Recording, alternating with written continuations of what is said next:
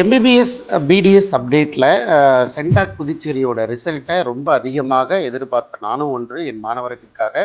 அது மட்டும் இல்லாமல் தமிழக மாணவர்களும் பாண்டிச்சேரி மாணவரும் ரொம்ப எதிர்பார்த்த ஒரு சுச்சுவேஷனில் சென்டாக் புதுச்சேரியில் நிறைய அப்டேட் இருக்காங்க. ஒவ்வொரு அப்டேட்டாக பார்த்துடலாம். முதல்ல ஃபஸ்ட்டு ரிசல்ட்டு. ஸோ இன்றைக்கும் நாளைக்கு வந்துடலான்ற ஒரு ரிசல்ட்டை தள்ளி வச்சு 31 வரைக்கும், அதாவது நாங்கள் ஃபீஸ் ஸ்ட்ரக்சர்லாம் மாடிஃபை பண்ணியிருக்கிறோம், வெரிஃபை பண்ணிட்டு உங்களோட கோர்ஸ் ப்ரிஃபரன்ஸ்லாம் மாடிஃபை பண்ணிக்கோங்க, இதை தாண்டி உங்களுக்கு கிரிவன்ஸ் இருந்தால் டேஷ்போர்டில் ரைஸ் பண்ணுங்க அப்படின்ற மாதிரி சொல்லி ஒரு நோட்டிஃபிகேஷன் கொடுத்துட்டு 31 காலைல 11 மணி வரைக்கும் டைம் கொடுத்துட்டாங்க.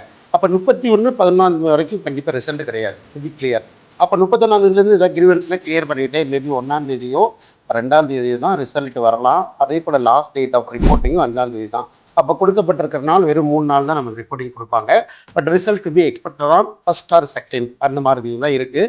இது ஃபஸ்ட்டு ரிசல்ட்டோட update. Number 2 fee structure update.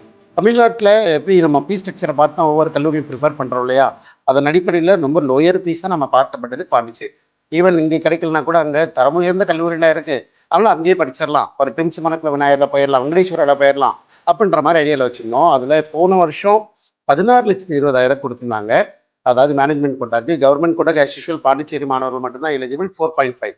Management கோட்டாவுக்கு நீங்கள் என்ன மைனாரிட்டியாக டைரக்ட் ஜென்ரல் மேனேஜ்மெண்ட்டுக்கு 16-20 இருந்து இந்த வருஷம் ஒரு 80,000 இன்க்ரீஸ் பண்ணி 17 லட்சமாக டிக்ளேர் பண்ணியிருக்காங்க. இந்த 17 lakhs அது இல்லாமல் என்ஆர்ஐக்கு 21 lakh தான் இருந்துச்சு, இப்போ 25 lakhs மாற்றிட்டாங்க. ஸோ 4 லட்ச ரூபா என்ஆர்ஐயில் இன்க்ரீஸ் பண்ணியிருக்காங்க. மேனேஜ்மெண்ட் கோட்டாவில் 80,000 இன்க்ரீஸ் பண்ணி 17 lakh டிக்ளேர் பண்ணியிருக்காங்க. ஸோ இப்போ இந்த ஃபீஸ் ஸ்ட்ரக்சரை பேஸ் பண்ணி நீங்கள் ப்ரிஃபரன்ஸ் ஆர்டரை மாற்றிக்கோங்க அப்படின்ற மாதிரி சொல்லியிருக்கிறாங்க. அடுத்து ஒரு ஷாக்கிங் நியூஸ் என்னன்னா, வெங்கடேஸ்வரா மெடிக்கல் காலேஜோட நேமை நம்மளுடைய ஃபீஸ் ஸ்ட்ரக்சரில் கொடுக்கல. அதில் நோட்டிஃபிகேஷன் என்ன சொல்லிட்டாங்கன்னா, வெங்கடேஸ்வரா ஃபீஸ் ஸ்ட்ரக்சர் வந்த பிறகு காம்படிட்டிவ் அத்தாரிட்டி பர்மிஷன் கொடுத்த பிறகு நாங்கள் பப்ளிஷ் பண்ணுறோம் அப்படின்ற மாதிரி மொட்டையாக முடிச்சுட்டாங்க. ஸோ வெங்கடேஸ்வரா மெடிக்கல் காலேஜ் இப்போதைக்கு நமக்கு ஃபீஸ் ஸ்ட்ரக்சர் வரலை. அப்படி வந்தால் ஒருவேளை இதே ஃபீஸ் ஸ்ட்ரக்சர் தான் இருக்கலாம், மேனேஜ்மெண்ட் கோட்டாக்கு இதே இருக்கலாம், அதே என்ஆர்ஐ கோட்டாக்கும் 25 lakhs இருக்கலாம். அதே மாதிரி பிடிஎஸ்ல மாஹேல ஒரே ஒரு டென்டல் காலேஜ், அதோட government quota management quota. Government கோட்டாக்கு 3.25 lakhம், மேனேஜ்மெண்ட் கோட்டாக்கு 6.5 lakh பிடிஎஸ்க்கு ஆஃபர் பண்ணியிருக்கிறாங்க. இந்த இடத்துலையும் ஒரு பாயிண்ட் சொல்கிறேன், வெங்கடேஸ்வரா டென்டல் காலேஜ் ஒரு self financing Telugu minority institution, அந்த இன்ஸ்டியூஷனுக்கும் ஃபீஸ் ஸ்ட்ரக்சர் கொடுக்கல.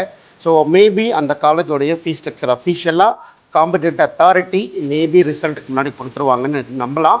கொடுத்துட்டாங்கன்னா அந்த காலேஜ் என்ரோல் ஆகிடும். ஆட்டோமேட்டிக்காக நம்ம ஆல்ரெடி அப்ளிகேஷன் போடுறதுலேருந்து இன்னை வரைக்கும் காலேஜ் நேம் உள்ளதாக வச்சுருக்கிறோம். ஸோ அதே போல் இந்த காலேஜ் திரும்ப ஃபீஸ் ஸ்ட்ரக்சரோடு உள்ளே வந்துடும் அப்படின்னு சொல்லி அங்கே எதிர்பார்க்கலாம். ஸோ அப்டேட்டை நம்ம கொடுக்க வேண்டியது நம்ம தான் ஃபஸ்ட் டைமாக இருக்கணும். அதனால் சென்டாக் திருச்சியோட ரிசல்ட்டு வழக்கம் போல் எதிர்பார்த்ததை விட தள்ளி போகுது. அதனால் எந்த மாற்று கருத்தும் இருக்காது. பட் ரிசல்ட்டில் என்ன கட் ஆஃப் வரைக்கும் நம்ம தொடர்ந்து ஃபாலோ பண்ணிகிட்டே இருக்கிறோம். நல்ல கட் ஆஃப் தான் வரப்போகுது. ரவுண்ட் நம்பர் 2 என்ன நடக்குது, ரவுண்ட் பாண்டிச்சேரி பேஸ்டு ஈவன் இருக்கிற இந்த 2 கல்லூரிகள் அலாங்கத்து வெங்கடேஸ்வராவில் ஒரு அட்மிஷன் எதிர்பார்க்குறீங்க, தாராளமாக நம்ம டீமை கான்டாக்ட் பண்ணுங்கள். உங்களுக்கு எல்லா விதமான ஹெல்ப் பண்ணுவாங்க.